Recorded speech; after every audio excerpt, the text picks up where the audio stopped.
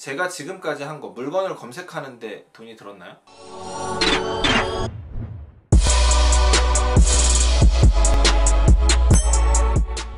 안녕하세요, 김 회장입니다. 오늘은 경매 재테크 연재 1화를 진행하고 있습니다. 우선은 재테크의 수단으로 경매, 주식도 있고 펀드도 있고 여러 가지가 있는데 그 중에 부동산 경매를 선택한 이유에 대해서 좀 간단하게 설명을 드릴까 해요. 제가 핸드폰, 자동차, 기타 등등의, 그러니까 현금화할 수 있는 물건을 거래하는 수수료를 접하는 경우가 많았는데요. 그 중에 수수료가 가장 높은 게 부동산 수수료라고 생각했어요. 왜냐면 자동차는 아무리 비싸봐야 가격이 정해져 있지만 부동산은 100억, 200억 정해진 가격이 없다고 생각을 했어요. 그래서 부동산을 재테크의 수단으로 삼아야겠다 싶었는데 지인 공인중개사 사무소에도 많이 놀러를 갔고 거기에서 이제 만난 투자자가 갭 투자로 돈을 많이 버신 분이 계셨어요. 그 당시가 갭 투자가 굉장히 활성화된 시장이었는데 갭 투자가 아무리 적은 돈으로 부동산 투자를 시작할 수 있다고 하지만 이 적은 돈으로 내 투입한 비용 말고 이 전세자가 빠져나갔을 때에 대한 리스크가 너무 크다고 생각해서 전 안 한다고 했는데, 그럼 이제 부동산을 계속 투자할 수 없는지 고민을 하다가 경매라는 재테크 수단을 우연히 책을 보고 알게 됐어요. 그래서 이렇게 알게 된 내용을 유튜브를 통해서 제 경험을 알려드리고자 합니다. 갭 투자는 갭을 활용한 투자인데 그분이 투자하시는 게 빌라여서 빌라를 예로 드릴게요. 뭐냐면 1억짜리 빌라가 있으면, 예로 들어볼게요.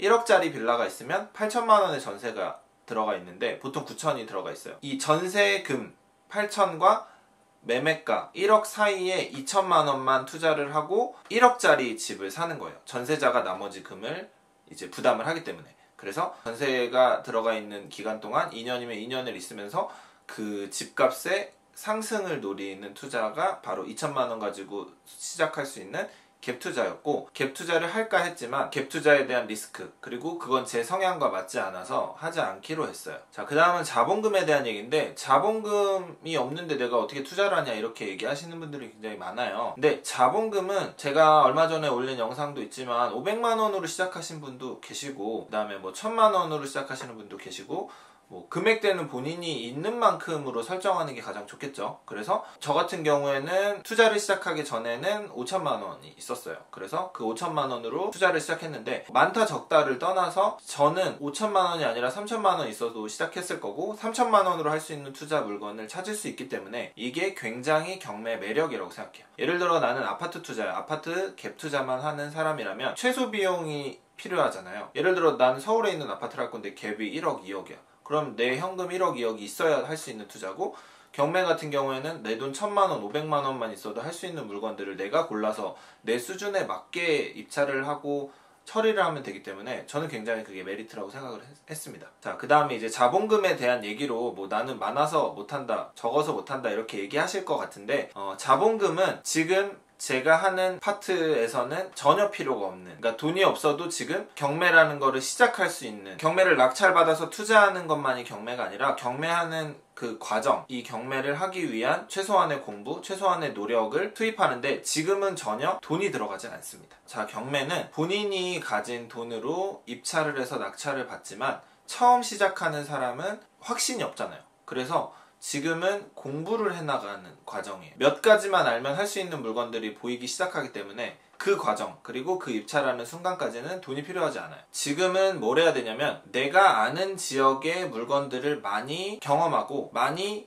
보러 가야 되는 시기예요. 그래서 지금 제가 보여드릴 방법으로 자신에게 맞는 물건을 찾으시면 됩니다. 자, 네이버를 켜시고요. 자, 그 다음에 대법원 경매라고 치시면 나와요. 대법원 경매를 검색. 자, 여기 나오는 이 첫 번째를 클릭하세요. 클릭. 그 다음에 이제 나오는 이 창에서 경매 물건 검색을 누르신 다음에 자기 지역을 선택. 본인에게 맞는 물건을 이 목록에서 찾으시면 되는 거예요. 저는 하나 예로 경기도 김포시에 있는 물건을 찾아보겠습니다. 전철역 근처 물건으로 찾아도 되고, 그 다음에 김포를 자주 다니시거나 아니면 아시는 분들은 아파트 이름만 들어도 아시겠죠. 그러니까 이런 식으로 자기가 사는 동네 기준으로 좀 알아보시면 금방 물건을 찾으실 수 있어요. 그래서 저는 김포에 있는 이 아파트를 선택을 하겠습니다. 내가 서울시 영등포구 영등포동에 산다고 보면 이렇게 물건을 서울시 영등포구 영등포동으로 선택을 해서 보시면 돼요. 내가 맞는 물건이 없으면 영등포동 옆에 있는 뭐 물레동,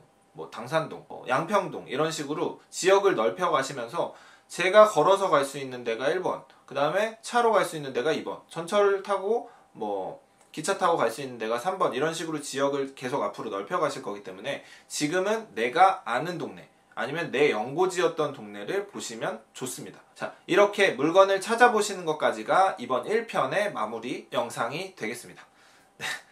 어려우신가요? 지금 저 되게 쉽게 얘기하려고 굉장히 풀어서 얘기하고 있는데, 물건을 찾으시고 물건을 찾으신 다음에 할 일들을 앞으로 계속 또 연재하도록 하겠습니다. 돈 없이 경매한다는 내용으로 썸네일을 만들 거예요. 제목을 제가 지금까지 한 거 물건을 검색하는데 돈이 들었나요? 유료 사이트를 등록해서 경매를 시작을 해야 되는 시점이 와요. 하지만 지금은 유료 사이트를 등록을 해도 어차피 하는 과정이 똑같기 때문에 대법원 사이트로 먼저 경험을 쌓아서 하시는 게 저는 더 좋다고 생각합니다. 유료 사이트가 있으면 대법원 사이트에서 정보를 가져다가 유료 사이트에 올려놓는 거기 때문에 대법원 사이트에서 자주 보시는 연습을 하시면 물건에 변동이 생겼을 때 대법원에서 보시는 게 실시간 업데이트라고 보시면 돼요. 미나비나 제매각 같은 사례는 대법원 사이트가 실시간으로 업데이트되고 그걸 유료 사이트가 가져오는 방식인데, 당연히 대법원 사이트가 정확하니까 빨리 정보를 캐치해서 움직이는 게 낫다고 생각해서 그런 물건 같은 경우에는 대법원 사이트에서 보고 있습니다.